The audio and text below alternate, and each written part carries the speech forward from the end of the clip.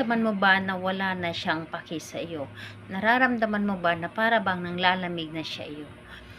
Gusto niyo bang matataranta siya dahil gusto kanyang makita at makasama? Hello mga guys, kumusta kayo? Panibagong araw, panibagong video na naman tayo. And sa araw na ito ay isa na namang video ang aking ituturo sa inyo na simpleng gabay o simpleng pamamaraan na makakatulong sa atin. At bago ang lahat, gusto ko lang mag-disclaimer sa mga taong hindi naniniwala at hindi gusto ang mga kagaya nitong video. Please skip this video and maghanap kayo ng videos na gustong gusto nyo dahil ang video na ito ay para lamang ito sa mga taong naniniwala and gusto mag-try. Sa lahat po ng mga nagko-comment dito sa aking video dito sa loob ng aking channel, mag-ingat sa lahat ng mga nagre-reply sa inyo na dinadala kayo sa kanilang WhatsApp and Imo app upang makaiwas po tayo sa scam. Ngayon po ituturo ko sa inyo paano siya may paki sa inyo muli. Yung tipo nararamdaman ninyo na para bang wala na siyang paki sa inyo, hinahayaan ka na lamang niya at ikaw naman yung nagmamahal sa kanya, naghahabol parati sa kanya. Bakit hindi mo gawin na siya yung maghabol sa inyo? Bakit hindi ninyo gawin na siya yung laging matataranta dahil gusto kanyang makasama o makikita palagi?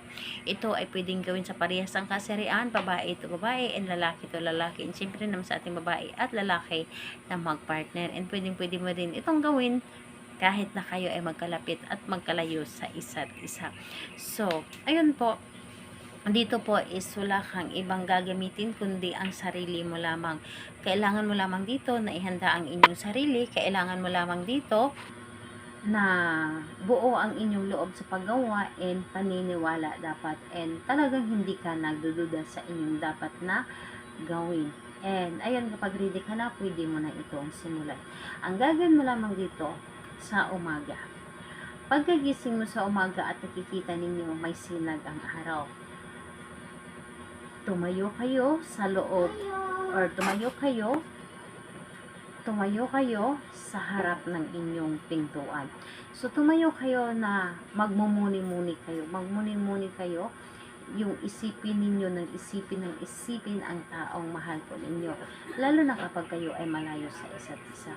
So, ayun po, habang nakatayo kayo sa harap ng inyong pintuan at dapat malayo yung tingin ninyo, yung tingin na siya yung iniisip mo ninyo. So ngayon, kapag natapos mo na yung mga iniisip ninyo, halimbawa iniisip ninyo na tataranta ka, may pakialam ka na muli sa akin at maghahabol ka na muli sa akin. So sasabihin ninyo, sambitin ninyo ang kanyang pangalan at apelyido at sabihin po ninyo, matataranta ka palagi dahil ako yung iniisip mo at lagi mo akong habol-habulin. So yun po ang sasabihin ninyo. And sabihin ninyo lahat yung dapat na mga positive lahat ang mga sasabihin po ninyo. Huwag kayong mag-isip na mga negative. Dapat po ay positive lahat ang mga sinasabi ninyo. And huwag ninyong hahayaan na magiging negative yung nasa isip po ninyo. Dahil kailangan natin dito is positive ang ating mga ginagawa. So, ayun po, magtatanong ka pwede itong gawin. Gawin ito sa araw na Tuesday and Friday. Dahil yun po ang pinakamalakas na araw na gagawa tayo ng mga ganito. Pero kung hindi ka makapaghintay ng Tuesday and Friday at nararamdaman ninyo na para bang gustong-gusto ninyo itong gawin at parang hinihina kayo na gawin ito, gawin po ninyo. Wala pong problema. Dahil kung malakas ang ating pakiramdam na gumawa ng isang bagay, mas mapabilis ito mapagana. So, ayan po. Salamat po sa inyo. Bye-bye everyone. God bless.